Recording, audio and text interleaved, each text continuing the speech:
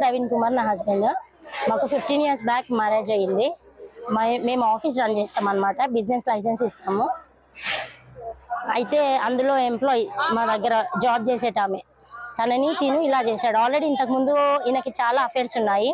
అమ్మాయి ఆల్రెడీ ఒప్పుకుంది audio recording లో.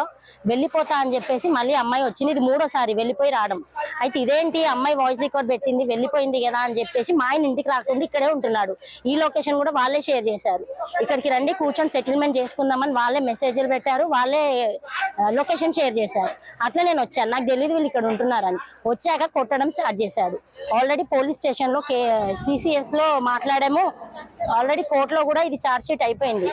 ఈయన హరాస్మెంట్ చేశాడు 4 times మా ఇంటికి వచ్చి, నన్ను నైట్ పూట వచ్చి కేసు విత్డ్రా చేసుకో, లేదంటే ఆ అమ్మాయి ఆప్షన్ ఇస్తుంది వారం ఇటు వారం అటు ఉందాం అనేసి అని చెప్పాను. సో ఇప్పుడు నేను వచ్చి అడిగినందుకు నా మీద ఏమంటారు కొట్టాడు. ఆల్రెడీ ఆడియో రికార్డింగ్స్ వీడియోస్ కూడా అన్నీ ఉన్నాయి. నేను అడగనీకి వస్తే కూర్చొని మాట్లాడదాం అసలు ఏంటి నీ సమస్య అంటే, నా హస్బెండ్ నాకు కావాలి అనేసి నేను చేశాను. ఇప్పుడు 3 పిల్లలు ఉన్నారు. ఏం సెటిల్మెంట్ చేయకుండా వెళ్ళిపోయాడు. పైనుంచి నా మీద అలిగేషన్స్ బ్లేమింగ్ వేయడం అన్నమాట. సో అట్లా జాబ్ ఉంది నాకు.